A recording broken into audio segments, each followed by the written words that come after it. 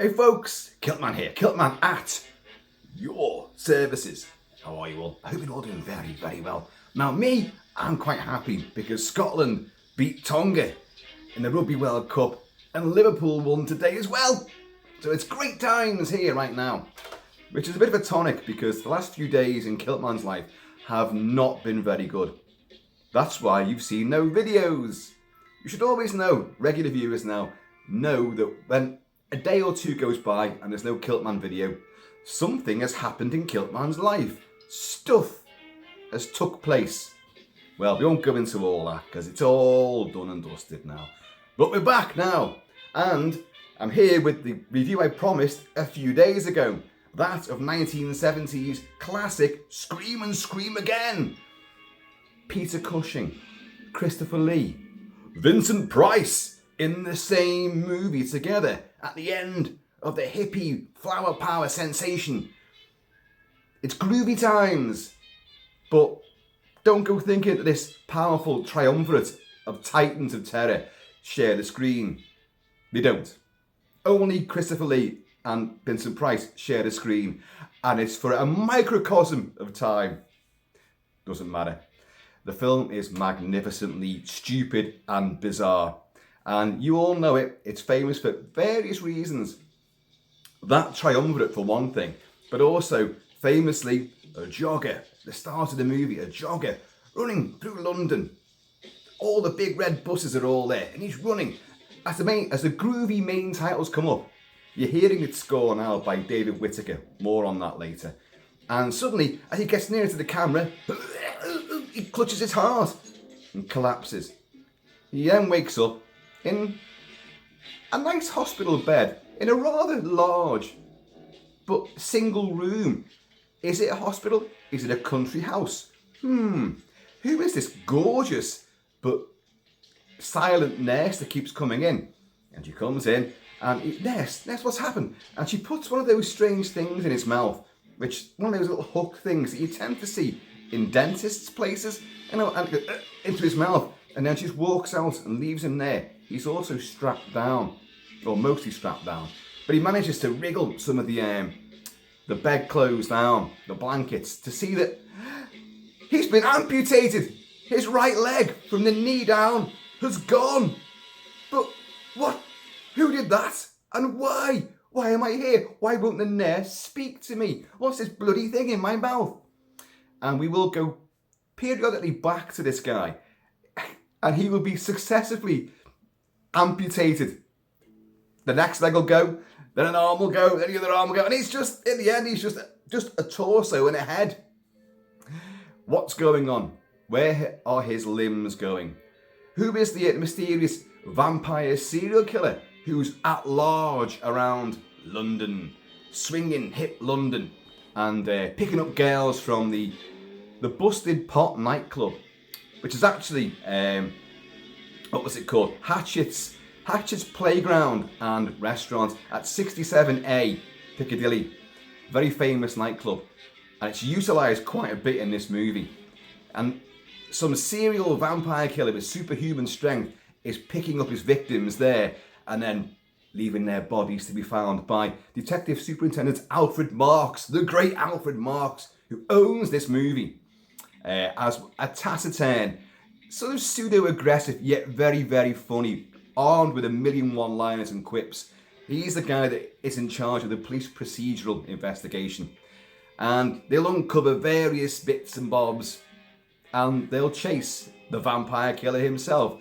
And the other reason why this film is massively remembered, you've got the guy losing all his limbs, and you've got a huge, huge chase in cars and then on foot with uber violence and a severed hand like that. And it's fantastic. Okay, I know, I've really gone broad strokes with this because I think you have to. Scream and Scream Again is based on a book by Peter Saxon called Disorientated Man, who would be the guy in the hospital bed who's very disoriented because what's happening to his body? Where does it keep leaving him at such a rate of knots? And but Peter Saxon wasn't one person. Peter Saxon was an in-house name for a publishing group, and at least 2 people wrote this disorientated man. I have not got their names there now, but under the nom de plume of Peter Saxon, it got published. And the 2 guys that ran Amicus, yes, Amicus Films, yes, Max J. Rosenberg and Milton Subotsky, bought the rights to that book, but they didn't make the film. They became producers on it. They didn't make the film for their own Amicus. They did it for AIP, American International Pictures, who of course were working a hell of a lot with Vincent Price at the time, who was living in the UK. And they brought in the director, Gordon Hessler, who did The Oblong Box and Cry the Banshee, both with Vincent Price. And then of course this. Christopher Lee was also in The Oblong Box. But Gordon Hessler said, like, okay, like, we got this script. Milton Subotsky wrote his own version of that script, of that book, The Disorientated Man, which basically posited that aliens, yes, aliens in blob form had arrived on Earth, specifically London and East Germany as well, and were taking over, becoming human beings and taking over key positions to take over the world, basically. And they were killing off people left, right and centre as well. But Milton Subotsky thought, well, okay, so you've got aliens and you've got this sort of spy drama, this espionage things that going on. And you've got a man losing his bits and bobs all the time, and who will end up as a brain in a jar. Yes, one of those classic images from sci-fi and horror, a brain in a jar. That's how he ends up. How does this all fit together? Who is taking over the world? He wrote a screenplay which was despised by AIP and by Gordon Hessler and by the eventual screenwriter Christopher Wicking, who wrote his own screenplay which AIP and Gordon Hessler loved. So they sat in a huge day-long meeting where Milton Subotsky is giving it loads about his screenplay, and in the end, by midday, they just kind of said, like, look, will you just shut up about your screenplay? We don't like it. All your ideas, we don't want any of them. None. We're going to go with his screenplay. So you kind of just shut your mouth and get that garbage away from us. That could have gone disastrously wrong, but apparently Subotsky actually took it in his stride and was quite, okay, whatever. Why didn't you say so at the start? So he and his partner, Max J. Rosenberg, became producers on the movie. Gordon Hessler, as I say, becomes the director. Christopher Wicking does the screenplay. And I think Hessler added little bits or took out little bits, but basically the screenplay by Wicking is quite faithful to the original novel. But it does change the fact that it's no longer aliens who are doing all this. It is, well, it's a kind of Frankensteinian, almost David Cronenbergian scheme of people, doctors, scientists, and an Eastern European hierarchy, a dictatorial regime in an unnamed country, which looks just like Dorking in Surrey. Overlooked by Box Hill, which you do see. And they've got their own machinations, and they're doing stuff in their country, assassinations, and people escaping from towns and villages are caught and have their fingers snipped off, you know, with little secateurs and wire cutters. And you've got people succumbing to a curious Vulcan nerve pinch. But we'll go into all this in more detail. So how does that and a guy in a hospital bed losing his limbs on a daily rate and a serial killing vampire thing, because the victims of this serial killing vampire, they're known as the vampire murders. All women, their throats are cut, there's holes in the wrist, and there are vaginal contusions. A phrase which I'm quite surprised they got away with that back in the day, because that implies, well, something rather nasty, as well as getting your throat cut and getting your blood drained out of you. And Alfred Marks and his Scotland Yard team will do a lot of investigating, along with Christopher Matthews, not Christopher Wicking, the screenwriter, Christopher Matthews, who was last seen in, same year in fact, Scars of Dracula. Or was it Dennis Waterman and Jenny Hanley and Christopher Lee and Patrick Troughton? And he's like a morgue attendants, a morgue assistant, the assistant, I don't know, I was going to call him a zoologist then. What are they called? Pathologist. He's the assistant pathologist. And you keep finding these women's bodies, and they'll go through all the wounds and that, like, well, but where's the blood gone? If Alfred Marks says, to these two morgue attendants, these two pathologists, if the throat's cut, the heart's pumping at 100,000 beats per second, or whatever it is, like, it's going to spew blood everywhere. Now, if you're lying on the grass, like the first victim is that we find in this movie, it'll just soak away. This is what they're saying. It'll soak away. But this victim was found on concrete. So where did the blood go? So you've got this vampire thing going on. So you've got bizarre Eastern European craziness, a dictatorship, an almost Nazi-style regime. You've got these murders, and you've got composite human beings walking around who've been stitched together by other body parts, but with their own agenda. Where's it all come from? What's happening? Who's in charge? Why is it taking place? The film was a big success at the time. I think it was the most successful film for AIP at that time, and it's gained a cult following, as I say. But critics are massively divided on it. Some say it's dreadful, and some say it's actually really, really very good. And I hearken to the "it's really very good" side of things, because it's different. It's taking as its main villains, its main subject, composite. They keep saying this word, composite beings, which have been stitched together, And the film is a composite. It's got all these massively strange ideas, which don't seem to add up as the film plays along, until the finale, when suddenly, oh right, now we get it. Now, that's clever. That's actually good screenwriting. It's keeping the mystery ongoing. It's keeping you alert to, how does this fit in with that? And what? And why is this guy in this I don't get it. So, we'll delve a little bit deeper into this. But first of all, I'm going to have some of this.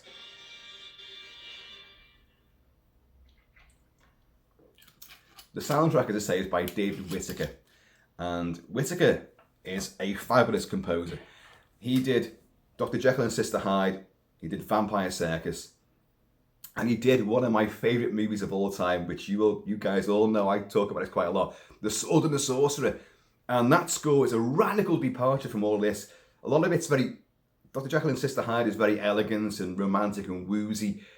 Vampire Circus is a bit more bravura and avant-garde, a bit more baroque. This is a very, very jazzy, groovy sort of score. And it's bolstered by having the famous group Amen Corner, who play in that nightclub during the two big sequences set in there.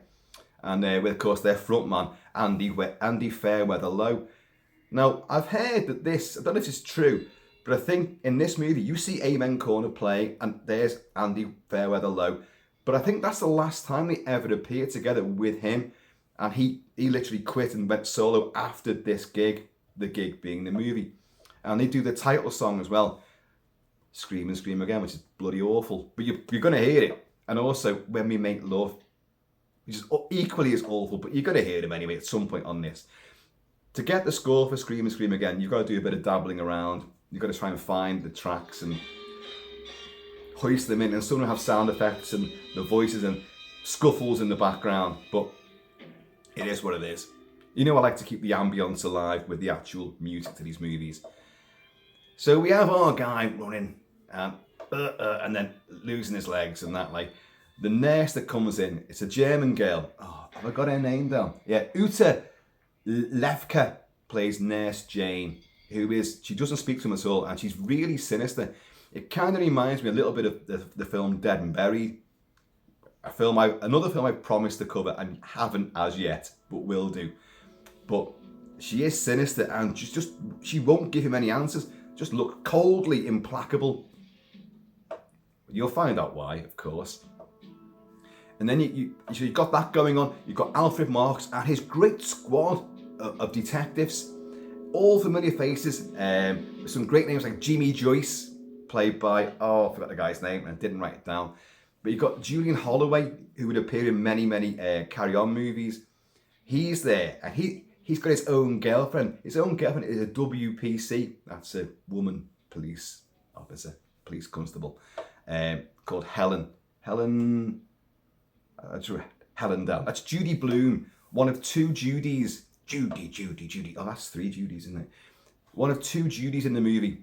And Judy Bloom plays this WPC who will have quite an extended role. And you'll get to know these various coppers and detectives because they're shown extensively. And I love this. You get to see them at the station, out at the crime scenes, and in particular during the humongous central, huge set-piece chase sequence.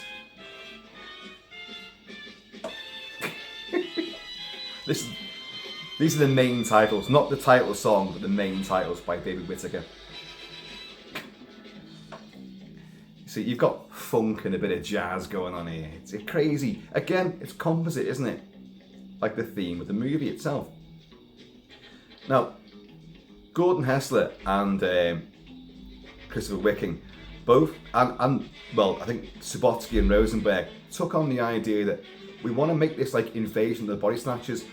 I said like the original novel has the aliens putting these people in places of high authority to take over the world, basically. Well, this movie has the similar sort of thing, but it doesn't come across that well. So even though there's a slight element of Body Snatchers there, based on Jack Finney's original novel, which was then of course filmed by Don Siegel, the original black and white Kevin McCarthy classic, The Invasion of the Body Snatchers, and then done again in '78 by Philip Kaufman, Donald Sutherland, and God, I forgot everyone else's name now. Oh God, big tall guy, Jeff Goldblum, that's it, and Leonard Nimoy's in there as well. And I love the whole Body Snatchers stories and saga. It's been filmed many times, sometimes not very successfully at all. But I'm looking at you, Daniel Craig and Nicole Kidman, for Invasion. What a mess that was. But that idea does not come across too well. But they also took on board Don Siegel and the likes of Dirty Harry with the whole police procedural impact that the film has in spades. Because you're with these coppers for quite a long time. And as I say, Alfred Marks as Detective Superintendent Belliver. Belliver? It's an unusual name, isn't it? Is it a kind of like meant to be a composite, a disjointed version of Believer? I mean, he's a cynic, but he's arrogant. He struts around, he shouts and barks his orders, but you know deep down he's a good guy. And he does carry a lot of the movie. So you've got him in charge of the investigation. So our first proper scene of the vampire killings is them finding a body of a girl out on the moors. And there's a lot of people there, I'll be honest. So you've got all the coppers there, there's all the photographers with the flash bulbs and all that. And in the first of many dazzling camera moves, we have a long one-take shot where the camera zooms out from the body of this girl lying there. Bit of blood. It's not a gory film. Don't go thinking it's gory. Even though you've got acid baths and stuff like that in it as well. And throat cuttings and vampirism and limbs getting severed. It's not a gory film. But the stuff behind it is quite disgusting and a bit icky. But the camera pans out from this girl, and in one shot we meet Alfred Marks as Belliver, all his entourage, the press are there, doctors are there, crime scene people, and the camera will then follow him right across this field towards all the fleet of parked police vehicles and ambulances and stuff. And David Kokilian did the cinematography for this movie. Now he was only young at the time, a Dutch cinematographer who would go on to work with Sam Peckinpah throughout a lot. Sam Peckinpah, he did Cross of Iron, for God's sake, and many other movies, and he's wonderful. And they keep going on about this, that it's handheld. Now, this shot I'm going on about, the camera pans away from his body, focuses on Alfred Marks and his crew, follows them. It's kind of going sideways and yet backwards at the same time as they traverse this field over uneven ground. But the camera rises up high to get in front of them and come around again. to rise up. You think handheld, you're thinking like, well, he's just carrying the camera like Dean Cundy style. You know, no. He's clearly on a vehicle, and to get up that high, that's a crane or a cherry picker. But he's probably holding the camera, you know, like literally in his hands. It isn't machine tooled and affixed to this structure. But it's going along. For a film, a British horror movie from 1970, to see that kind of stuff, that's really, really stunning. And to go alongside that, when you go back to the police stations and they walk through crowded police stations with lots of rooms and offices, lots of windows and doorways and desks, and lots of people milling about, coming from behind the camera, walking past the camera, you know, from the... It's Amen corner. Amen, brother. And the camera, they walk in and the camera's in front of them and they go through one door and the camera goes in another door and then follows them around when they come out again. It's really, really clever, innovative stuff. For again, what is a monstrous hybrid, low budget, British horror film adaptation, albeit with Christopher Lee, Vincent Price and Peter Cushing. So it's a dazzling film to look at and very involving. It's funny because of Alfred Marks and his quips and one-liners. Again, in one of these big tracking shots, when you get to the police station, you see him looking at these little triangular buses, and like, oh, they've got a bit curly, these. How long these been here? You know, and he's like, what is this? You know, smells like cheese, looks like ham. Takes a bite and goes, wasn't far off. It's chicken. Another bite. This chicken wasn't killed. It died of old age. Alfred Marks was a comedy genius, and the word on the street is that he basically changed all his lines and added and improvised all these little quips and one-liners, and it really, really works. So you take an instant shine to him, and in fact the full entourage as well. So anyway, gotta get up. Before we get on to the big three, guys, we've got to talk about the serial vampire killer played by the great, and I mean great, Michael Goddard, or Gothard, however you want to pronounce it. He was in The Devils. He was in what's the James Bond one where James Bond, Roger Moore, oh god, For Your Eyes Only. He plays a wordless, dialogueless assassin in that, and it's the one where Bond, Roger Moore, with his Walther, shoots the wizard. The car goes over the edge of a cliff, but it's hanging there poised. And a lot of Bond aficionados like to say that this is Bond's only cold-blooded murder. That's bullshit. Bond has killed many people that he didn't actually have to kill, which would be classed as murder. But he just stands there, and the guy's going, Michael Goddard's going like, no. Well, he's just saying it, he's just going, and Bond kicks the car over the edge. You know the scene, it's a classic scene. But Michael Goddard's fantastic. Now, in this movie, he looks like a cross between Mick Jagger, David Bowie, and Daryl Dixon from The Walking Dead. Yeah, he does. And he's the vampire killer. So he goes out to this nightclub and he picks up women there. And, you know, he'll do a bit of groovy dancing around. He'll be drinking. Looks like he's drinking whiskey as well, actually. Not from the bottle, of course. I mean, he might turn out to be a superhuman vampire, but he ain't that superhuman. And so you'll meet the other Judy in this movie, Judy Huxtable, who was an actress and model, and she is incredibly gorgeous. Truly astonishingly beautiful looking woman, but of the era. Now, as I say, this nightclub, it's a real nightclub, but they changed the name to the Busted Pot. But if you look at it, you can see it was called Hatchets, and the emblem is on all the walls, and that like two hatchets back to back, or sometimes crossed. And Amen Corner's playing there in the corner, and you've got everyone's got their groove on and they're giving it loads. All trendy bastards and all that. Like a lot of older fellas appear to be in there as well, trying to make the moves and throw some shapes and all that. Like, but she's there. Judy Huxtable plays a girl called Sylvia. She's there with her mate, and they clock Michael Gothard there, and they both clearly fancy him. And you know, it's a different era. She goes up to him, "Are you going to buy me a drink then, or what?" And he's like, you don't think he just gives it his glass. You have some of that, like, you fancy a drive? So off they go. And I've got to say, the 2 nightclub sequences with this club, when people come out of the club, i.e. he's got a girl and he's taking it out for, and slitting and strangling and vaginal contusioning. It's bloody broad daylight when they come out. Now, this was 1970. I was born in 1969. I don't really know too much about the clubs. Well, I do know a lot about clubs, but where some clubs open during the daytime, I know that in the late 80s and throughout the early 90s, there were a lot of clubs in Liverpool which were open during the day. I know, because I would duck out of work and go to them. Wonderful stuff. And they were open, and you could dance and boogie and all that, like, and it was just like 2 o'clock in the afternoon. So I don't know, was this place like that then?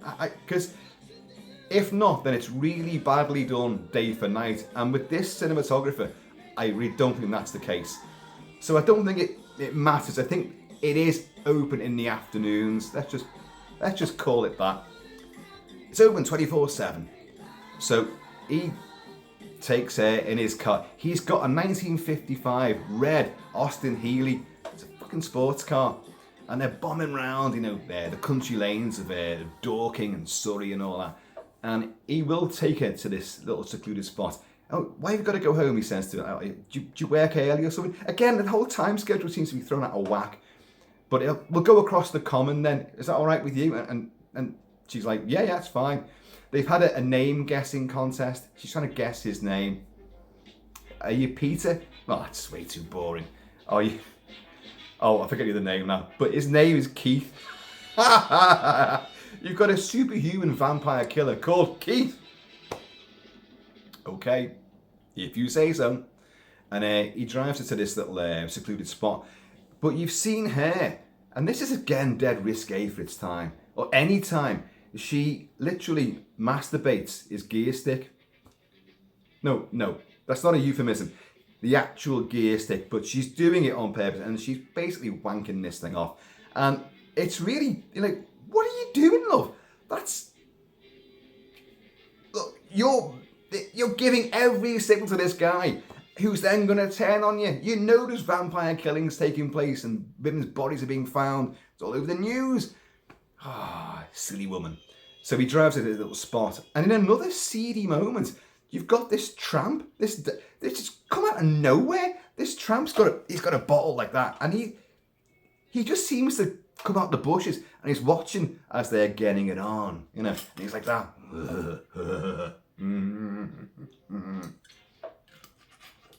But at some point during the fumbling and the snoggage, he obviously scares her. And Sylvia, Judy Huxtable, does a runner, gets out of the car, runs, and she runs to a local train station and goes up the stone steps and goes across the bridge where he does catch her, but she manages to knee him in the nuts, and then she runs down the steps again and into this sort of back alley.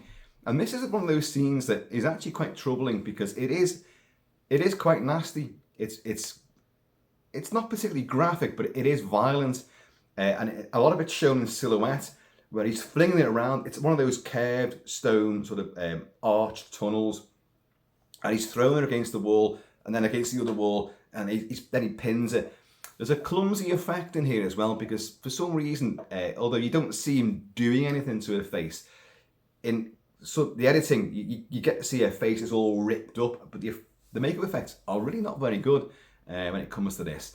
And I don't know if it's down to the Amicus standard. I know this is AIP, but you got Amicus there, and Amicus films were never that great when it came to gore. They didn't really employ gore. They were a lot safer than that. And when they did have severed hands, which do feature in this movie, and I do figure that severed hand in this movie is a kind of like a throwback to what the Amicus films. A lot of Amicus films had possessed hands and little scurrying spider-like hands.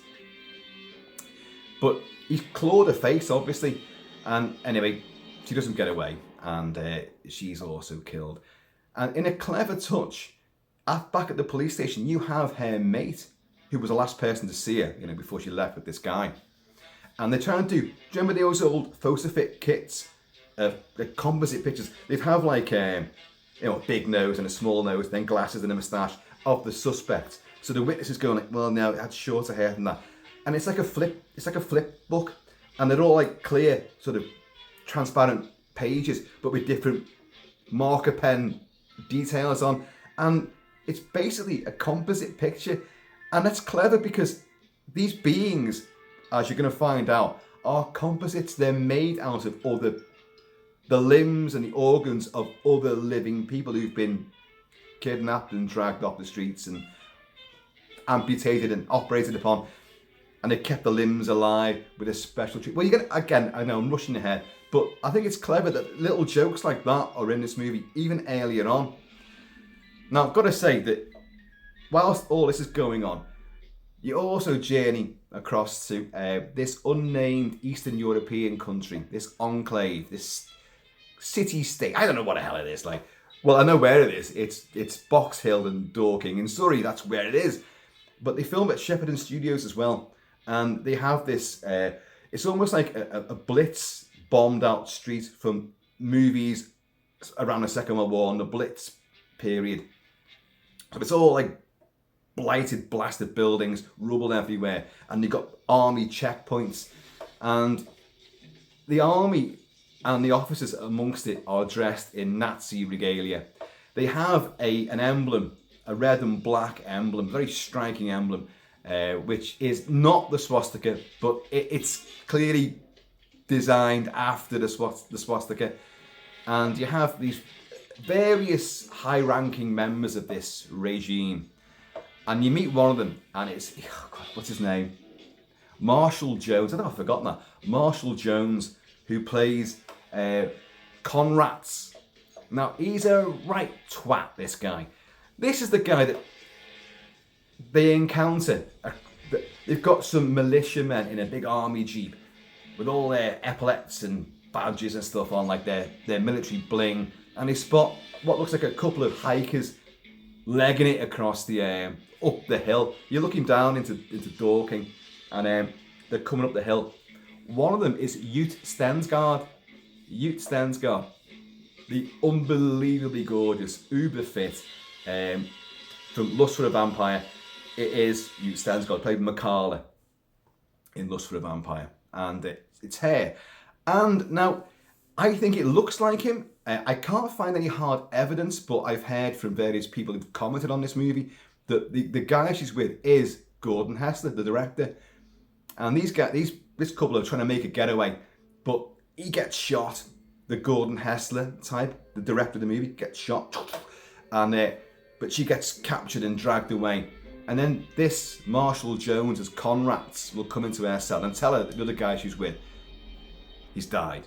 But you, tell me, why were you trying to escape? Where were you going? What were you doing? And she's like, but doesn't say a word.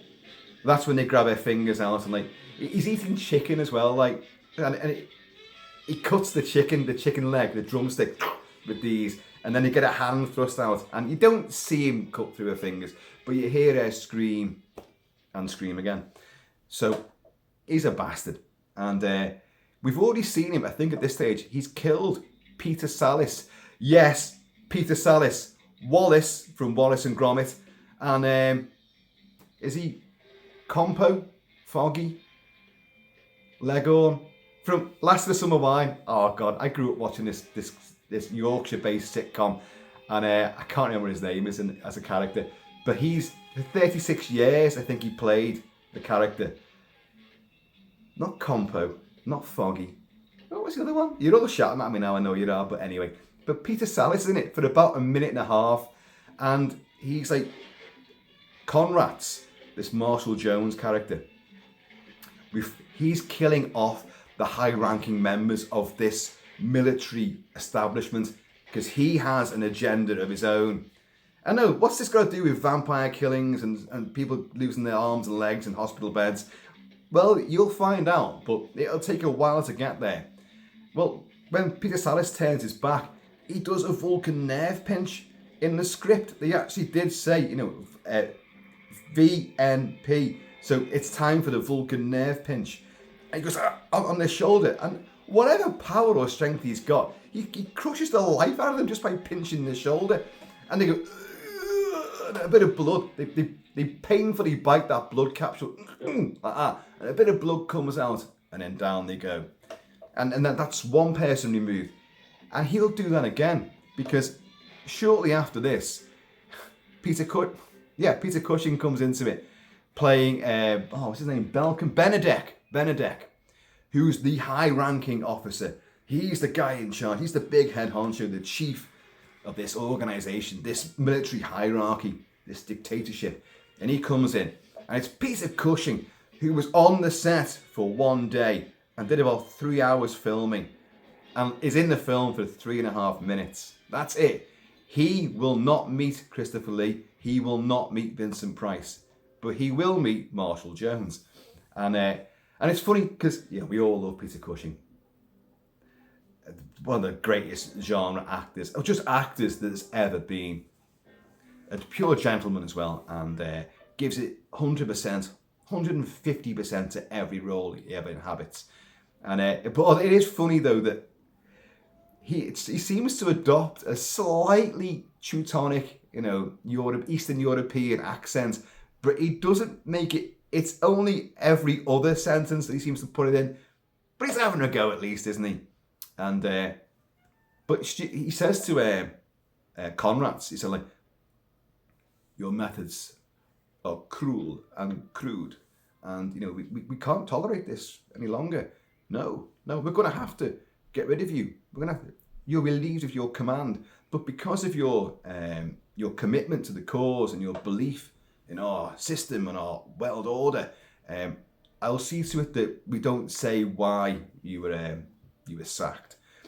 Because he's going around killing all witnesses and escapees. He says that the military rule shouldn't be cruel, whatever the hell he says. But Peter Cushing's trying to smarm over things, but he makes that mistake. He turns his back on Conrads, who then comes over, and in a really, again, this is a dodgy moment as well.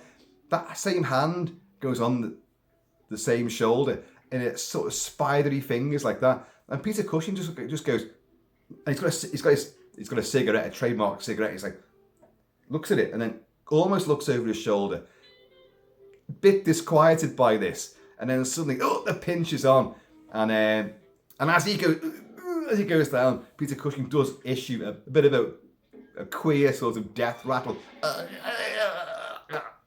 disappears out of shot. You've got another guy which Conrads takes out, and he is what the hell is he? Is he some kind of?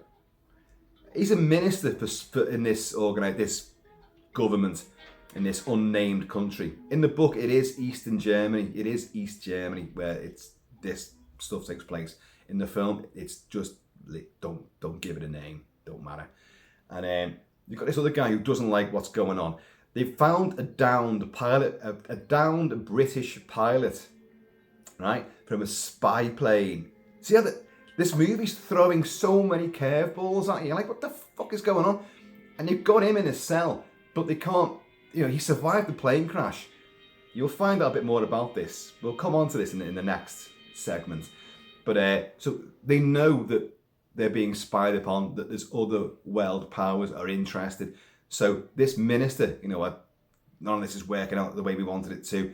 And but because Gordon Hester thought, well, we've just shown him killing 2 guys with his nerve pinch.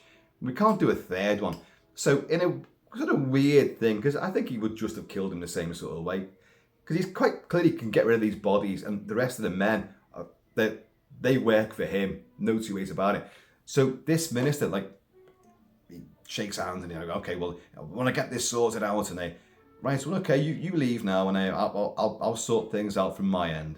So this minister gets in his car, and you're back on that Dresden, London Blitz style street, and he goes through two checkpoints within spitting distance. Papers, please. And he's already in there. Why are you going to show your papers to come back out again? Anyway, and it's one of them proper checkpoint Charlie style things with a pillbox and the big barrier across the road. And right, that's fine. And then they point, go that way. Well, it's a very small set, really, outside set at Shepperton Studios. You can't really go any fucking. there's only one place he can go. And they're going like that way. And he drives off, and then within 2 seconds gets stopped by this pure bureaucratic twat. He says like, papers please. And he goes, I've just shown you. Well, show me again. And he's doing all this. He goes like, can you get out of the vehicle please, sir? What? You know who I am. I'm the minister. And it's like, your exit papers has not been signed. I'm the minister. And like, he goes, well, fuck this. Puts his foot down. And there's plenty of guards there. And the car veers off and then hits a wall, bursts into flames. And then we cut to this bureaucratic officer who stopped him the second time, like, who looks up at a TV camera and goes, because looking at the screen is Marshall Jones as Conrad. I'm going to say a bit more about Marshall Jones, which I hadn't seen the film for quite some time. I'm watching it again for the purpose of this review. It was really, I thought, my God, I love me Lucky Like he's the spitting image. I mean, the spitting image of the actor, presenter, comedian, celebrity, David Walliams. If you're not in the UK, you might not know who that is, but he was one of the judges on the X Factor and all that kind of shit. And he used to make a big, very effete, very, very overtly gay play for Simon Cowell. And he's written children's books, and he swum the channel for charity. And, is a very funny guy, can be. Bit weird and slimy, but Marshall Jones looks just like him, or rather, David Walliams looks just like Marshall Jones. So it gives this spidery, nerve pinch thing, and his mannerisms, an even more darkly sinister and yet subversively comical tone. It's very strange.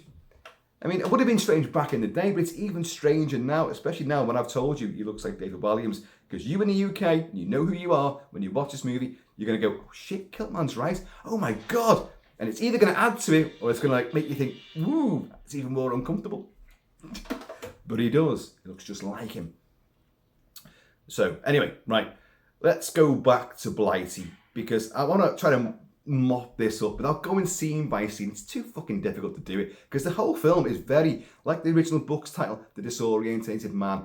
It's like that. Watching this film, you do become disorientated, because it does cut from seemingly massively disparaged people and scenes and stories which have no possible connection. And you're like, what the hell is going on? But I like that about it. As I say, it works as a mystery, and I kind of like, it's just got to come together somehow. And it does, to a degree. But back in Blighty, remember I mentioned that spy plane? We have Christopher Lee. Christopher Lee plays Fremont, who is some people say he's the Prime Minister. He's not the Prime Minister. He's the head of British intelligence. And so you see him in some high-level meetings with loads of ministers and other dignitaries, and obviously like they've got this thing about this spy plane that blew up and crashed over this unnamed country. And he's saying to them, like, but you guys said this plane would broke. If it encountered difficulties or it was, it was compromised, it would explode and it would kill the pilot. He's had a phone call from Conrad's, who knows him quite clearly, and like, we've got your pilot, we've got him here, and he puts the phone. It's like, you said to me that the pilot would die as well, but they've got the pilot, so now they can get our secrets and why we went out there. It's Christopher Lee playing the head of British intelligence. Now, a little aside here, a lot of you guys know various jobs that I've had, and ex-Marines and many years in Ministry of Defence and various departments thereof. And back in the 90s, we did have a briefing, rather for a lot of people, with a high-ranking member of British intelligence. Now, he wasn't the head of British, he wasn't the head, but he was that kind of, Christopher Lee has that arrogance and that starched, aloof quality, which you think, they always did in the 60s and 70s. all civil servants were portrayed like that because they were like that. And this guy, this particular member of British intelligence, who gave us it was basically amounted to a pep talk, a sort of pat on the back sort of thing, a sort of a rousing clarion call. It wasn't divulging anything massively secret. It was just, you're doing a great job, and keep on, fight the good fights, blah blah blah blah blah. And but my mate, and I didn't clock it. My mate sitting next to me, he's going like, he looks like Dracula. This was the guy that was doing, who was a genuine member of British intelligence, high-ranking officer, and he goes, he looks like Dracula. And I went, oh my God, me of all people. I didn't reckon it looked like Christopher Lee, and I was like, shit.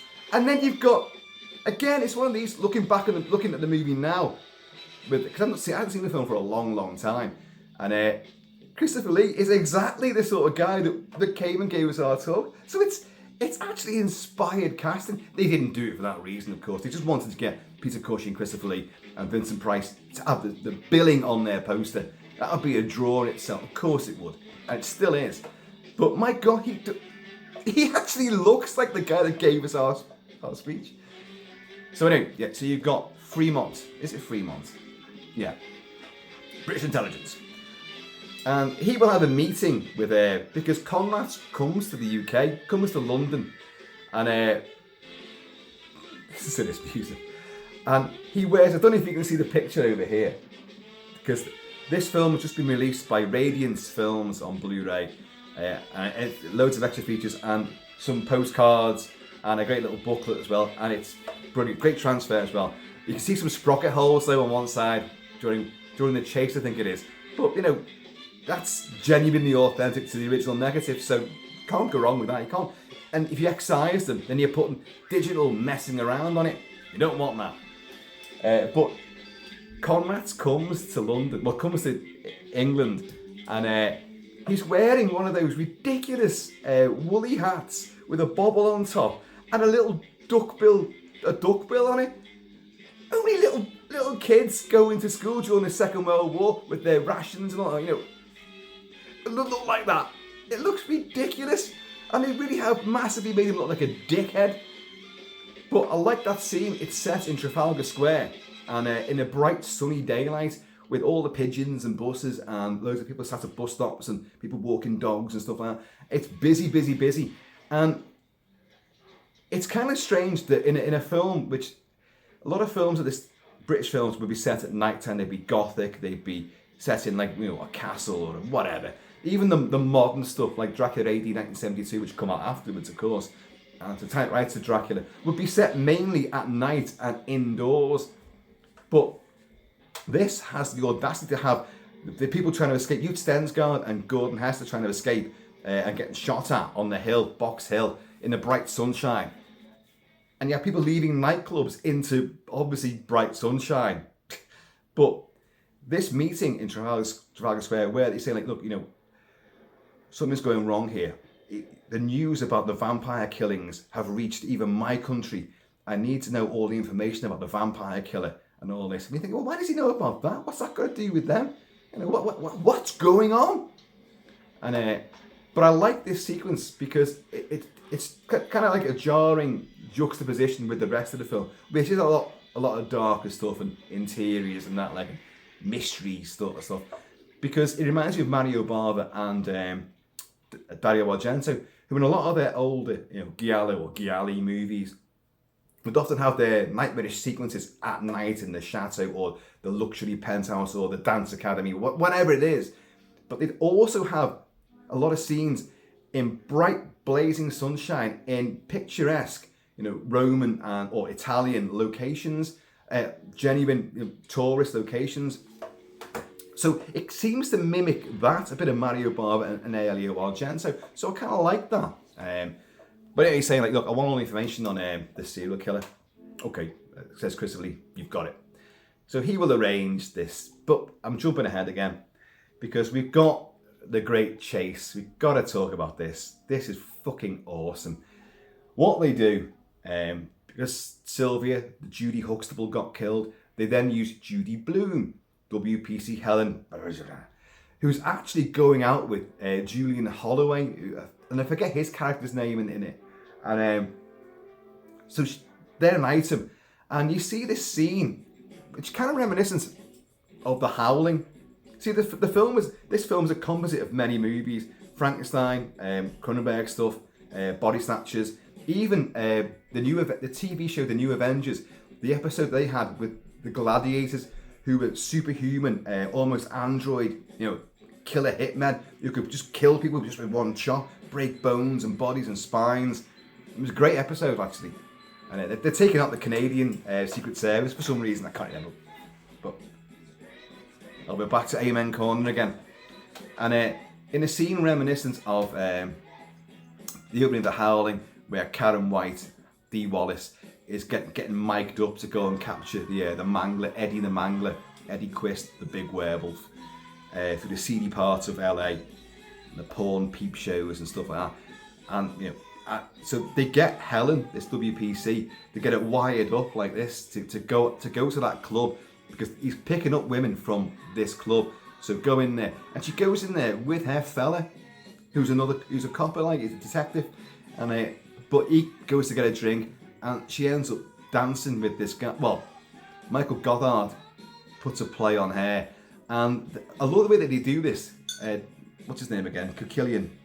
John Kirkillian, the cinematographer, films in and around the crowds dancing in this nightclub, and you've got like these sort of archways inside there. So as she's walking along this sort of aisle, and there's people coming past her, hippies, man, and he's moving in and out of the archways within this other wall, and it keeps asking him more questions. And in the end, because it's a setup, it's a sting operation, she goes with him. Now they've put like a tracer, which is in her shoe, I think it is anyway, and so she gets in his car, that Austin Healey, and they blaze off again into the clear daylight, and they're off to the same spec again where he parked up last time, and her fella and all the other detectives are in other cars, and they're listening. They can hear it, she's mic'd up, and they can hear all this chatter, and they're all taking a piss out of him because that's your bird. He goes, how would you like it? That was your missus, and all that, and because he's chatting it up something chronic, and she's having to go along with it, and then they're laughing, and then suddenly it's gone quiet, and then you hear this bizarre slurping noise, and they go, what the hell's that?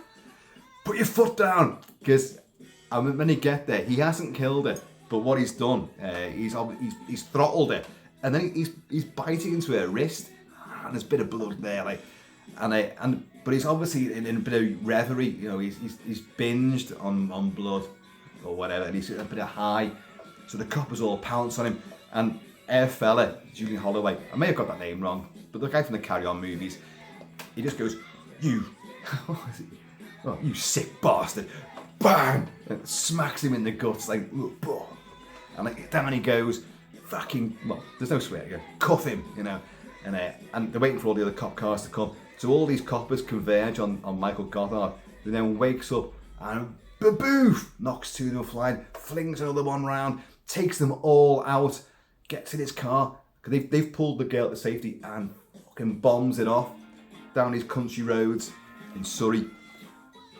Cue the big chase. Alfred Marks and everyone is there, all in their S-type Jaguars, fucking bombing down these roads. Now, this chase is magnificent. It is done by a guy called, I've got his name down, Joe Wadham. Now, Joe Wadham was a stunt driver, and he also plays a talking role as Alfred Marks' police driver. So they're bombing down these roads, and I'm not sure who's playing the Michael Gothard character, because it does not look like him, although he's got a lot of hair, so it's, a stuntman, a stunt driver, but it's open top sports car, so it looks like Michael Gothard driving it at fucking high speed, and I mean high speed. These things are built like tanks, those S-type Jaguars, and they're going at incredible speed, and they're fucking tearing around these corners. Now this guy, this Joe Wadham, he's got a little pencil moustache and slick back hair. He doesn't look like your normal stunt driver. He looks like a copper from the early 70s, but he's brilliant, and you can see he's driving this thing. Do you remember in Bullet, Steve McQueen, Bullet, the big chase, you know, the streets of San Francisco and all that, like, where the car comes down the hill and swerves around and it takes out the camera. The camera's been set up on the side of the sidewalk and it hits the camera, but it's a famous shot, but they managed to, they kept the film. So just before the camera gets shattered, they saved the film. But it's a jarring edit during this, that chase. Well, there's almost one of them in this, where that bloody Jaguar comes fucking flying around a bend and it's coming right towards you and it just swings around and you're like, shit! It's amazing stuff, really clever stuff, and it goes on for quite some time as well. Now, eagle-eyed viewers will spot that on some shots you've got the road markings there where they're the real roads, but not far away from where they filmed the real roads in Surrey and Dorking and all that. You've got a training racetrack, like a Brands Hatch type thing, you know. So a lot of it's filmed on that, where they're going the ultra high speed and taking these massive, really super sharp curves and all that, and turns. But wow, it's thunderous stuff. Like, they lose him a couple of times, and then they find him again. He parks up at old quarry, which is still there apparently. This old quarry, this chalk quarry, and there's a couple of buildings. And Michael Gothard legs it out of there and hides away in one of these buildings. Tons of coppers come in there and he fucking beats a few of them up as well. And then does another jump, gets away, and he runs up the quarry. This scene again. So you've had like this, you get a foot chase, an extended foot chase. Sorry, let's backtrack a bit to the climbing the chalk face, because this is just unbelievable.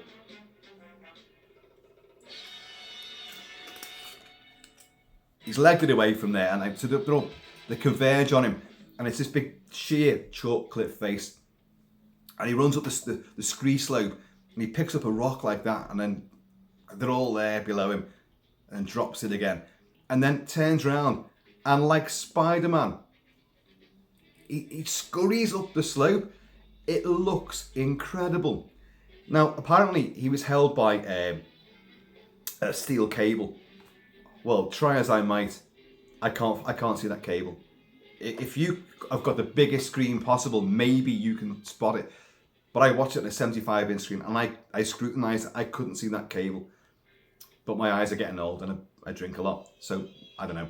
But the way he moves up, now Michael Gothard did a fair bit of this because he insisted on doing it.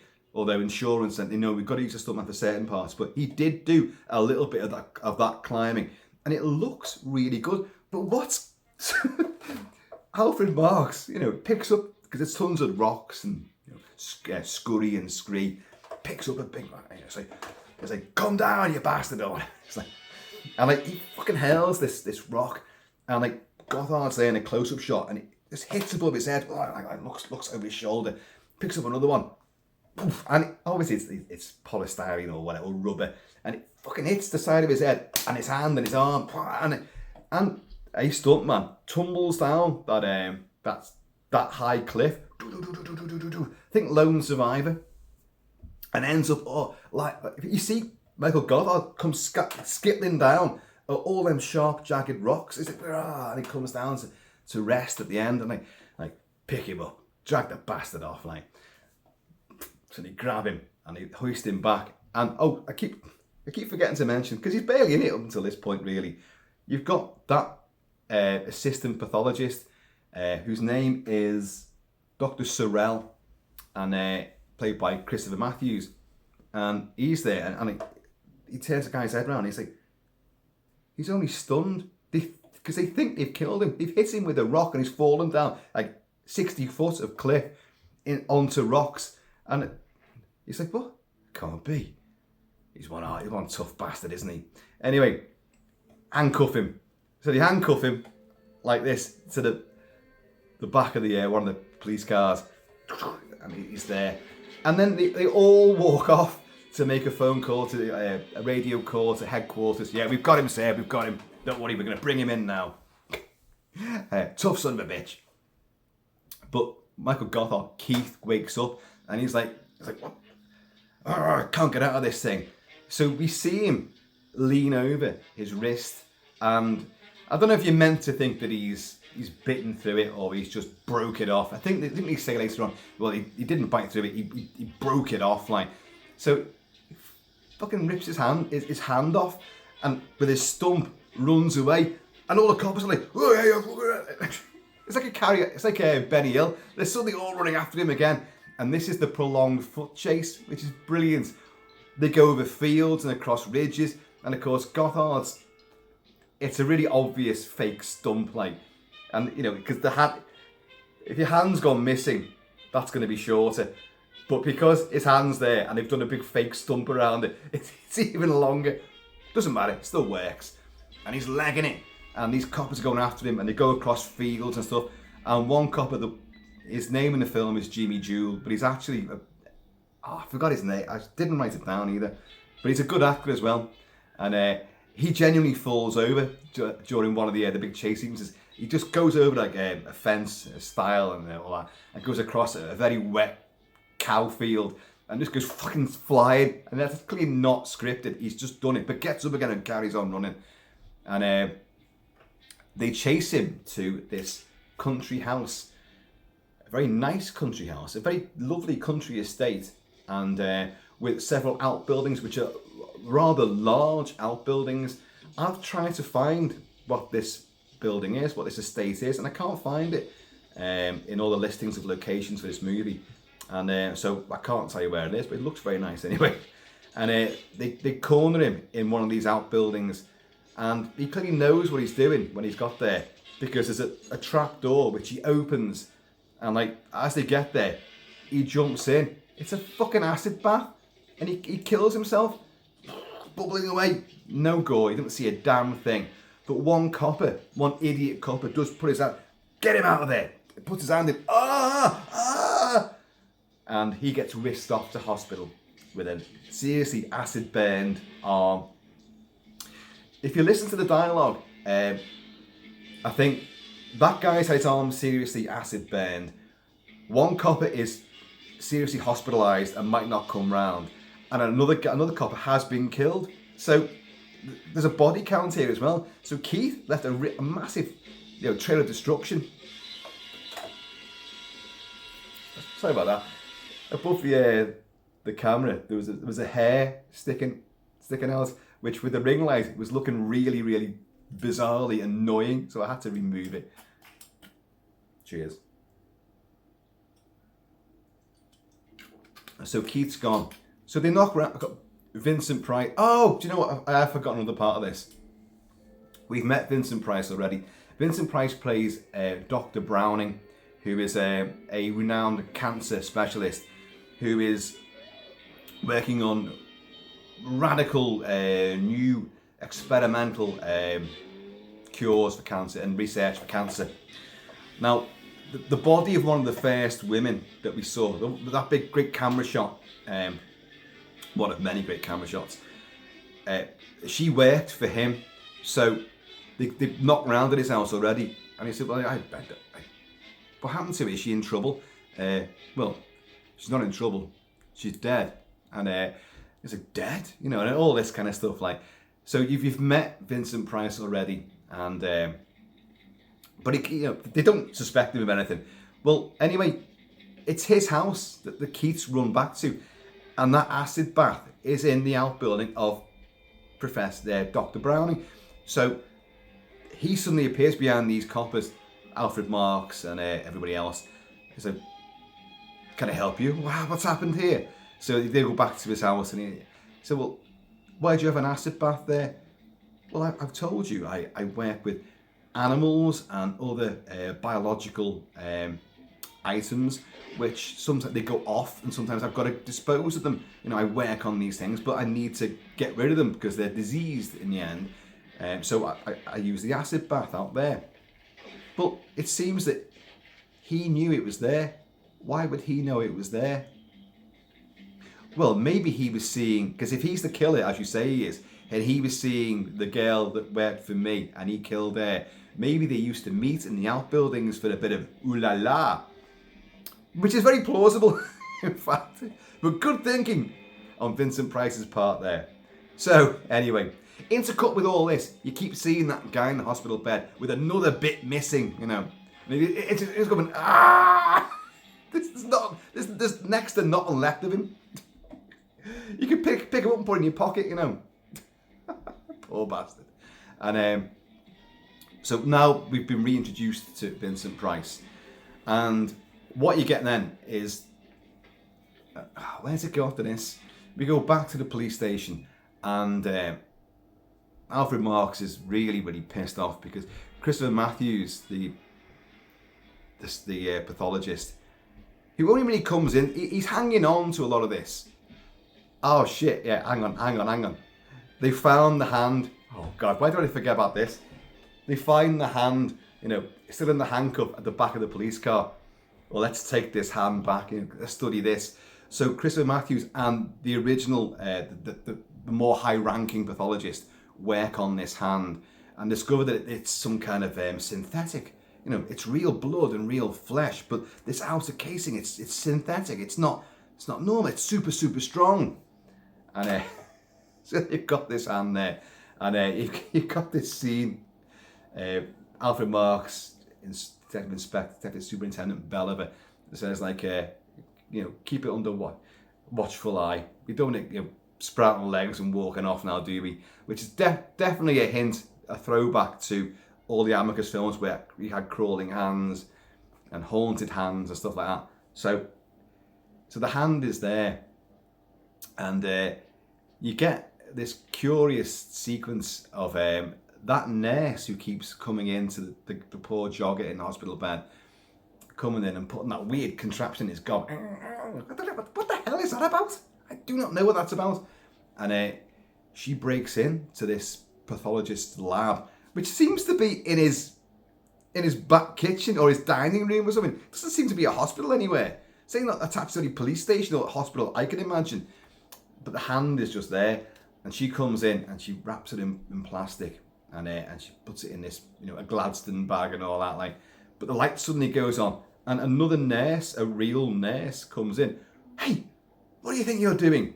And in the first of what will become many, many backslaps, backhanded, fucking vicious swipes, this nurse takes out the one who's just intruded. Fuck off like that. She goes back, just dead, neck broken. And in a rather gratuitous shot as well, it appears that her very short nurse's tunic and bare legs opens up to reveal a pair of black knickers in a very overtly triangular shape, as of course they are. But you know as well as I do, and I make no bones about this, you think, is that the knickers, or is that, you know what I'm thinking? No, it's the knickers, I think. But it is kind of a gratuitous shot, and it clearly is overtly done, because John Coquillian's camera actually does seem to zoom in or out in the next shot when you find their body, because obviously this other nurse has got off with the hand. Why? Because it's evidence, isn't it, as to what's going on? Yeah. So Alfred Marks and everyone else comes in there, and they're like, well, so someone's took the hand and killed this girl, and like, this case is getting stranger all the time. What's happening? Now, Christopher Lee, remember him, head of British intelligence, has obviously put the mockers on the investigation, because we next get to see Christopher Matthews comes in to the police station. This is the young guy, assistant pathologist, who's now got a taste for this. I want to work out what's going on. So he comes in, he's like, well, what's happening next? And Alfred Marks explodes on him. Like, the case is closed. I've been told it's over. We're not doing any more investigations here. And he's like, but what, are you kidding? But the guy jumped in acid. We've got a severed hand gone missing. What the hell? There's other people have been killed. What? No, it's over. Well, I'll do it myself then. I told you it's over. Aren't you listening? And he's like, no, I'm not. So off our young boy goes, and he recruits The other coppers misses the one who almost got killed by Keith, the serial vampire, Superhuman. He recruits her to go on, to join him on a spying mission back at Vincent Price's English Surrey chateau. But in the meantime, not Christopher Lee. It's our boy David Walliams, Marshall Jones, a Welsh actor, hence Jonesy, arrives at the police station and I was told you were coming. Yeah, you want all the evidence on the vampire murders? Oh yes, please. Yeah. I've arranged a room for you to sit in and peruse the evidence. Is it? Oh no, I want to take it with me. Well, you can't do that, sir. I don't care whose authority you're acting under or who's governing you, but that's police evidence. That goes nowhere. Oh well, okay then. Right. So where's this room then? Alfred Marks turns his back on the guy with the Vulcan nerve pinch. Turns his back on him. And Alfred Marks, who's wonderful, he's a great actor. He's great at being dramatically serious, but he's better at being a comedic actor, and he is very, very funny. But in this, he's so arrogant and up his arse and all that, But his one-liners are hysterical, and he then has to be killed off. And you're like, oh, don't kill him. He's the best thing in it. You killed off Michael Gothard, who was the next best thing, and now you're going to kill this guy. Oh, Jesus Christ! But they do, and he comes up close to the camera, and he does it. He ain't too convincing at doing the blood capsule bite. He goes, and this little bubble of blood comes out, and down he goes. So Conrad's foot, 'tis he, has now got all the information on the vampire killings, which he will destroy, because he got given clearance by the head of British intelligence, Fremont, Christopher Lee. So what's that connection there? Why is Christopher Lee giving so much power to this guy who's not even from our bloody country? He's not part of our ruling elite. He's not part of our, Ministry of Defence and British intelligence. He's from a distant Eastern European country where they rule with an iron fist, Anyway, so we've now lost Alfred Marks, and Christopher Matthews, his name, Dr. Sorrell, and Helen now drive out to Vincent Price's abode, Dr. Browning. Is it Browning? Yeah, it is. And they park outside the main gates, and this is a bit curious because Sorrell, Christopher Matthews, is going to go, lone wolf and do an investigation there, but leave her outside. Like, anything happens, you honk the horn. Anything happens at all, you honk the horn. What did you... Have I missed something? What did you bring her for? Oh, because she's police. So if something happens, she's a trained observer, and she's the one that's going to make the report. Is that it? Did they make that clear? I don't know. I've watched it about 3 or 4 times in the last week, and I can't remember how they get around all this. But anyway, he leaves her there, and he gets in, and he finds some stuff in the study. But Vincent Price, Dr. Browning, suddenly appears again. But our boy manages to whisk himself away and hide in the establishment, in the building. And what he'll do, he'll walk in, he'll hide behind some of these doors, and then open other doors. And there's a big circular laboratory with TV screens and operating tables, and all weird, sort of shuttered drawers.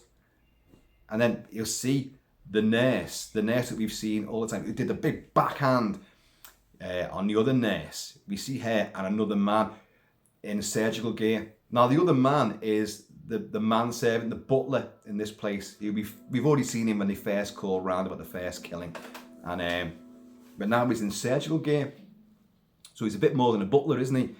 And they're up in this higher level, and he manages to duck away from them, and he opens some more doors into a big refrigerated room.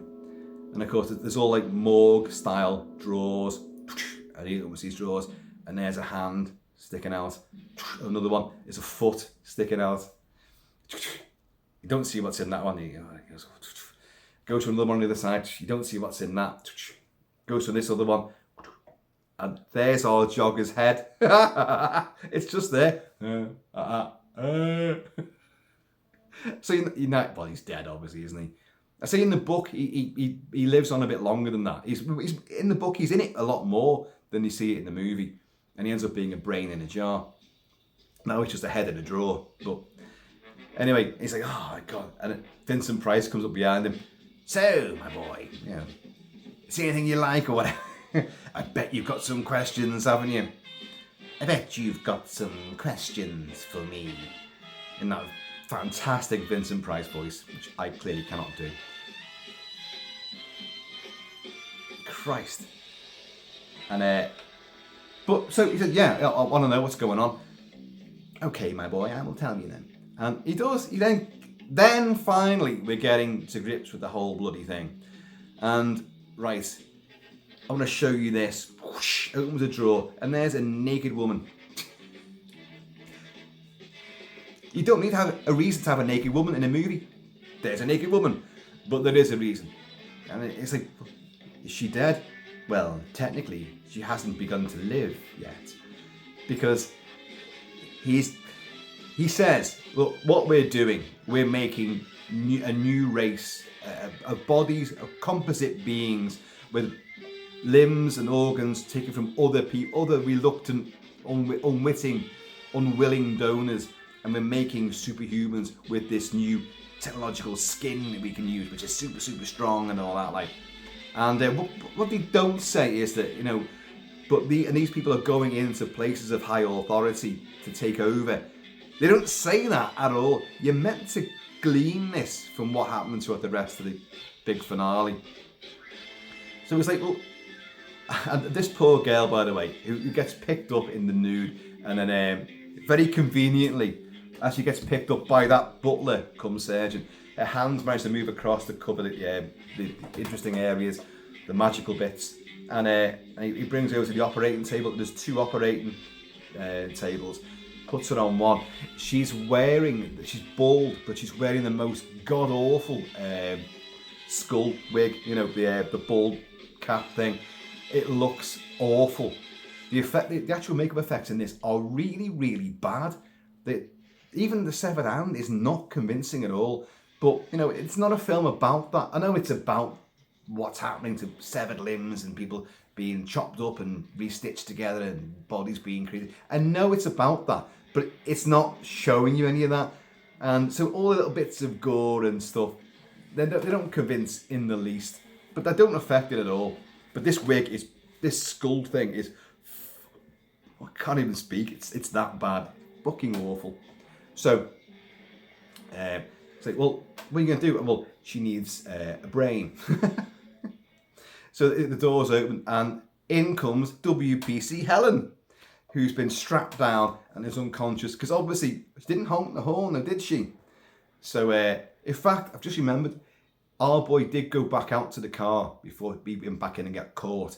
And of course, she's not there, and he makes a phone call to the police, but they tell him that, you know, Alfred Marks, Detective Superintendent Belliver's dead. He's like, dead? What? How?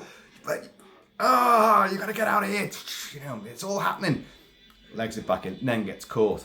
So, well, what do you want to know? Why we do all this? Yeah, I'm gonna take the brain out of Helen and put it into this girl. So we're creating this race. But what you're doing is you're playing God. And Vincent Price comes out with this great little and very timely sort of speech, which is, again, massively in vogue with public consciousness and the counterculture stuff, anti-religion at the time. God means less and less around the world every day. You know, man is God. In fact, man always was God. You know, we create, we do all this. God has no part in any of it.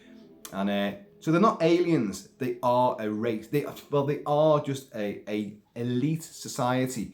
Which again, now I'm going to tell you now, they don't say this in the movie, but what it clearly is, they are a ruling class that want to keep down the new order, as in the hippie counterculture revolution. The whole cultural stuff that took place in the 60s and 70s and the youth movement, it's a film. The film takes its idea not as aliens who want to take over the air, but as like the old class ruling, the draconian authorities in Eastern Europe and obviously in British Ministry of Defence and governments and probably elsewhere around the world.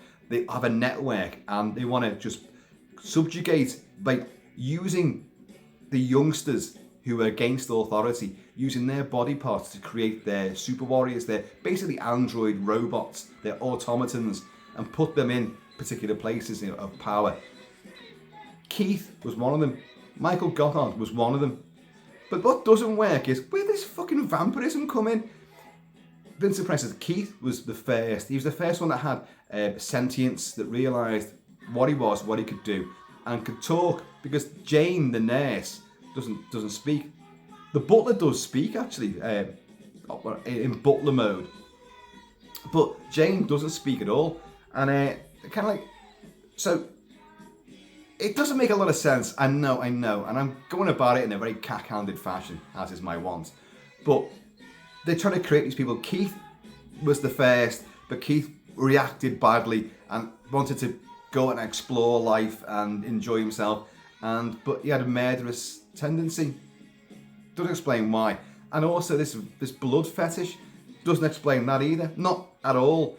So, but it's just, hey, it's just there. Just take it, accept it. And so we said, yeah, but that's what Keith was. And now we're going to put this brain from this girl here into this girl here. And anyway, what he does, oh God, Dr. Sorrell grabs a scalpel and he gets Vincent Price. It's got it to his throat. He's like, what? Vincent Price like, what is all this unpleasantness? Stuff like that. And he manages like fucking batter our young boy, Vincent Price, does it.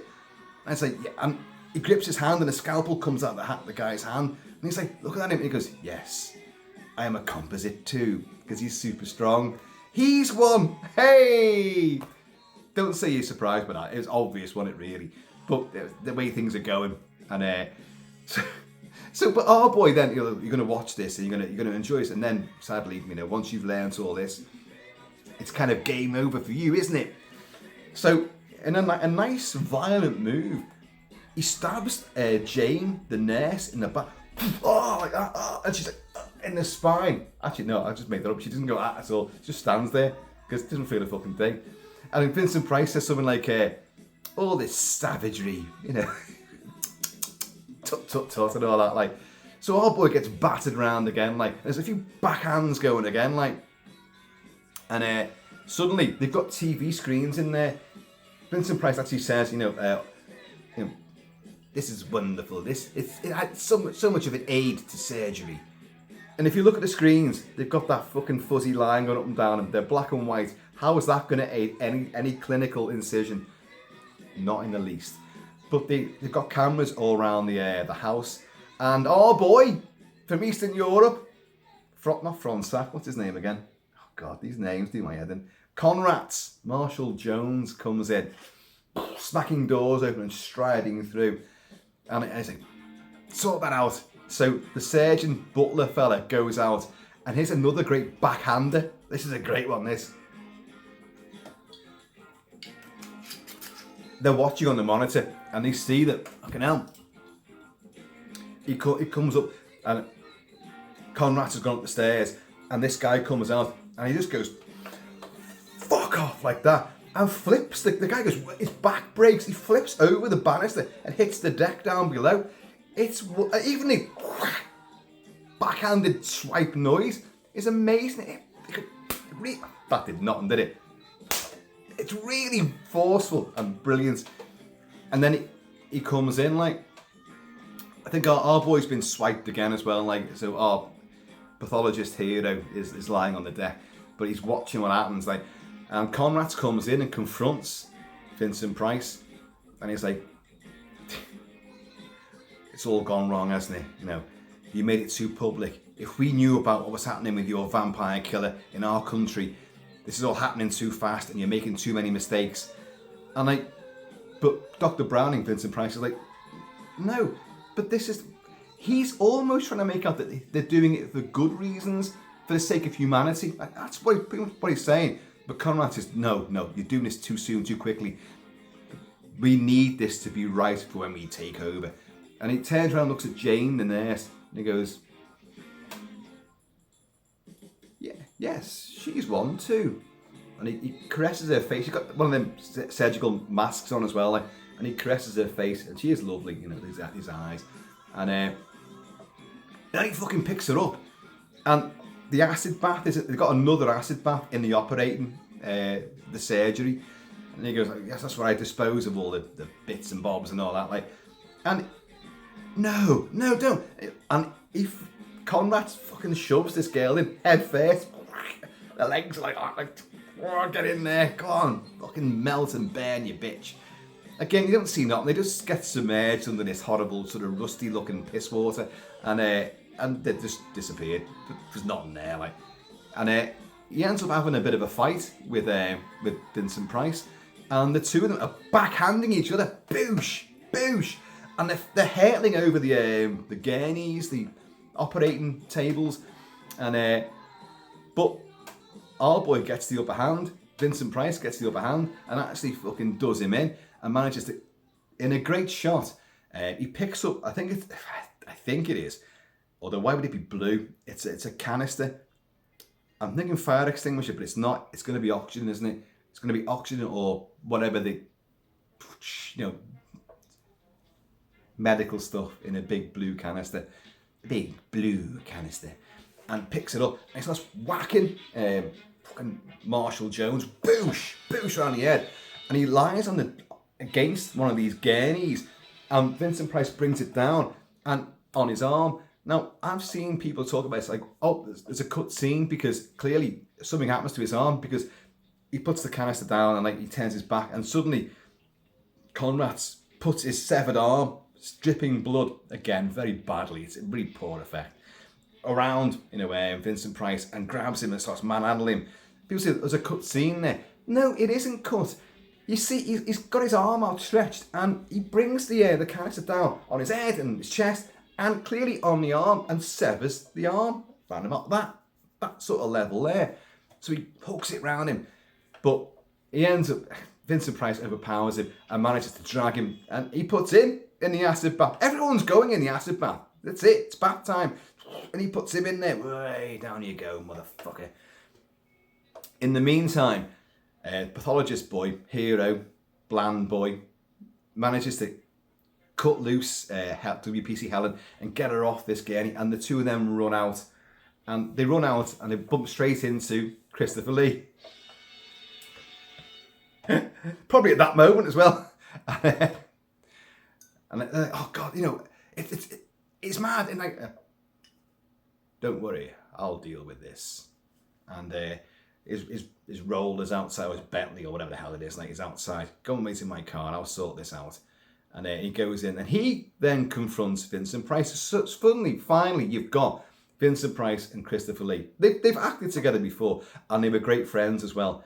And apparently on set, they were laughing their bollocks off because the place looked like a urinal, and a gent's urinal. And they weren't filming for very long. And in fact, there is a school of thought that they didn't actually film many scenes even in this sequence together, because you only see them in the same shot a couple of times, and very briefly at that. But when Christopher Lee first walks in and confronts him, that, and then I think only when, the finale for Vincent Price. But other than that, they're speaking to camera, and then the camera will cut to the other way. So they're saying their lines, but might not be to each other. I can't really see that being the case. I think that you've got them together. Once they've calmed down from cackling their asses off at the whole ridiculousness of the whole thing, that they get their stuff together, their shit together. And it's basically over. Look, it's curtains for you. You've gone too far. I need to get this back on track. This is Christopher Lee. Get this back on track, but it's over for you. And come here, my boy. And he puts Vincent Price in the acid bath, who Vincent Price just slowly descends into it. And it's kind of surreal the way that happens. On the trailer, they played it in reverse. So Vincent Price's head comes out of the acid. Looks like he's been reborn. And like on the trailer, it kind of paints the wrong image. It's the exact opposite because he's going down into it. And so he's been wiped out. Christopher Lee comes back out again, gets back in the car, and R2, the hero and heroine. Again, she spent most of the movie with a serial killing vampire and this pathologist come hero, and not with her fella. It's weird. It's weird. She spends all this time with other people. Anyway, they're sitting there, and he's consoling her, almost an impromptu brain surgery there. And he says to Christopher Lee, "Is it over?" "No, it's not over. This is just the beginning." And they drive off. Cue ultra jazzy music as they drive off. But the curious thing is, if you've just said that to the head of British intelligence or whatever, and they've gone like, "Is it over?" "No, this is just the beginning." The two of them in the back seat start. They're all happy and jolly. What the fuck was that? There's another great line actually, where Vincent Price says to Christopher Lee, "But what about the dream? This whole project of creating this other race. What about the dream?" And Christopher Lee's Fremont just goes, "This isn't a dream. It's a nightmare." There is some great stuff in this movie. The film ends there. That's it. And wow, this is mixed sci-fi, horror, police procedural, spy caper, and ghastly experimentation, and a great big road chase right smack bang in the middle of it. Who'd have thought? Scream and Scream Again is enormously good fun. It is a deliberately disjointed movie with a narrative which is determinedly dementally confusing and shouldn't work, and in some cases perhaps doesn't work as well as it should do. They don't really make clear who was Browning working for Vincent Price. Conrad knows about his stuff, and clearly Christopher Lee knows about everybody. So aren't they all in cahoots? Who's actually pulling the strings? What's the point of it? Why is this rogue state in Eastern Europe which is doing all this? Oh, because they say as well, that down pilot, I should have mentioned this a bit earlier, in the meeting in Trafalgar Square, Conrad says to Christopher Lee, "Look, we got your pilot. He should have died, but he didn't die. Why didn't he die? We did all tests on him. He's strong." Because he's obviously a composite as well. And Christopher Lee's like, "Well, what are you going to do with him? We want him back." "Oh, no. I've got other plans for him. We're going to use him. He's going to become one of us." So you've got they're clearly different factions, but who are all also working towards the same ends with this technology, and I don't know. It's all very weird. But Radiance Films have released Scream and Scream Again on Blu-ray in the UK, and it's wonderful. It's a good transfer. It's got some good interviews on it with surviving members of the cast, some of whom can't remember much about the movie at all. It's got a 50% great commentary with Jonathan Rigby, and the other 50% of it is crap, courtesy of Ken Lyons. Is it Ken Lyons? Let's have a little look. These two are a frequent... Oh, it's not going to tell me on that. These two are a frequent double act on movie commentaries. Let's see if I can see this.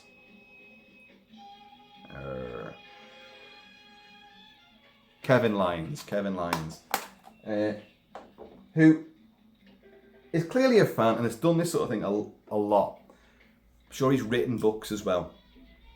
But his contributions to commentary tracks are utterly lousy. Jonathan Rigby says everything and goes on galloping with facts, details, trivia, anecdotes, opinion, whereas Kevin Lyons just goes, "Oh yes, you're right. Yeah. Oh yes. Oh that's right. Yes. Oh yes, you're right." Come on, Kevin. If you don't be afraid, speak your mind, say what you want to say your stuff. Don't just agree with Rigby all the time, But it's a great package overall. And you've got a commentary track, and you've got loads of interviews. You've got a Super 8 version of it as well, which I haven't looked at yet. You've got these little postcard art cards, And yeah, and a booklet as well with lots of essays. An interview with Christopher Wicking, who wrote the screenplay, not just about this movie, but about Oblong Box and Cry the Banshee. So it's a wonderful overall package, and yeah, I'm made up with it, and I loved watching it again. As I say, like many people, your overriding memories when you were a kid watching this on TV in the 70s and early 80s is the guy getting chopped to bits. You know, each time he threw the blankets back, you know, another limb was missing. Oh God, and he's screaming like, "Oh Jesus, what is happening to him?" And the ferocious backhanded stuff as well, which is really uber violent. And of course, that massive car chase and then foot chase. It's startlingly wonderful stuff. Very inventive, very OTT, action-packed, very funny as well. And you've got Peter Cushing in there with a not so convincing Teutonic accent. You've got Christopher Lee, who's great, and Vincent Price, who's great as well. You know, they're doing what they've got to do and having a good time doing it. And Michael Gothard, who is outstanding. And there's some sexy women in it too. So there you go. I've said my piece. Scream and scream again. I've said it the quietest moments ever on the score. Scream and scream again. Cheers, y'all.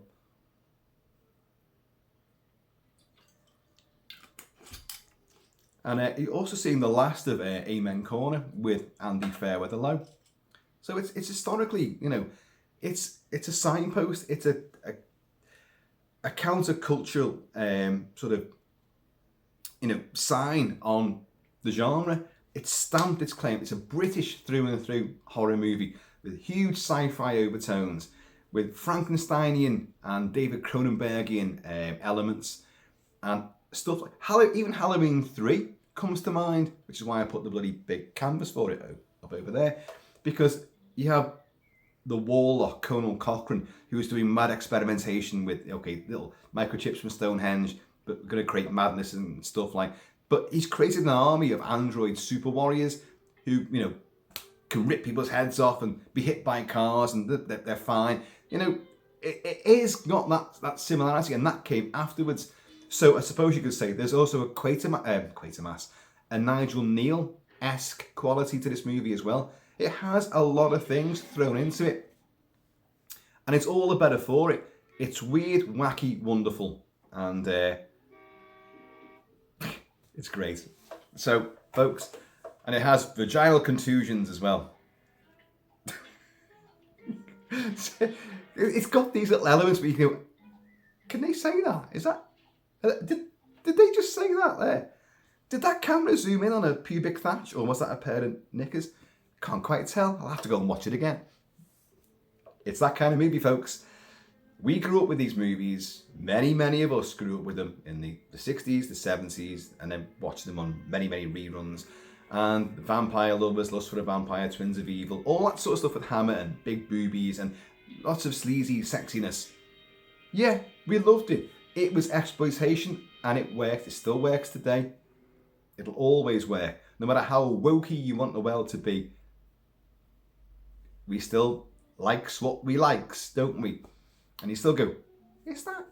Because I did. I thought, is that hair? What the hell? Have they done that? Because the way her top, the nurse that gets backhanded, the way tunic opens. God, I just thought. Anyway, obviously I've been drinking too much whiskey. Wrong again. I can never drink too much whiskey. Cheers you all yet again.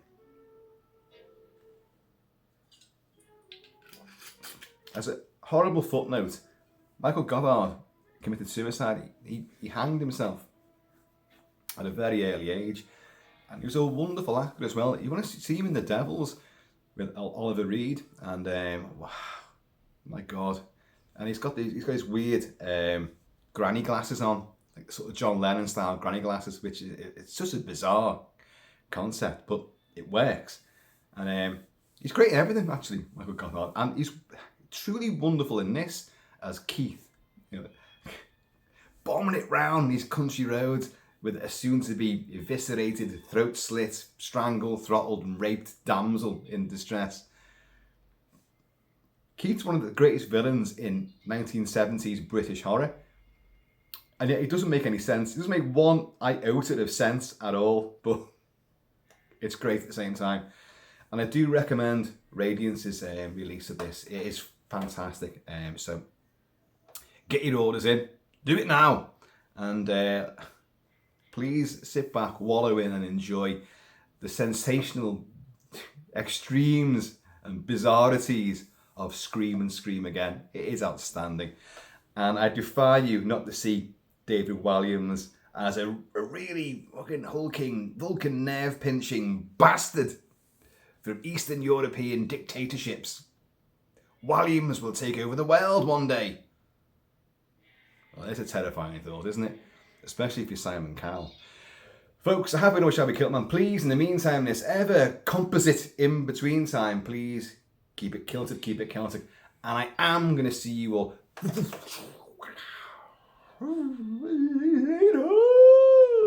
especially after the shit weekend I've had. Now I should be back on track.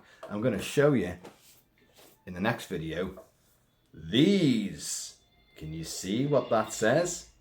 Yeah, I'm going to show you them because they are something special. They really are. Right. Be yourselves, be happy, take it easy. Don't get picked up in nightclubs by Michael Gothard lookalikes called Keith. It won't end well.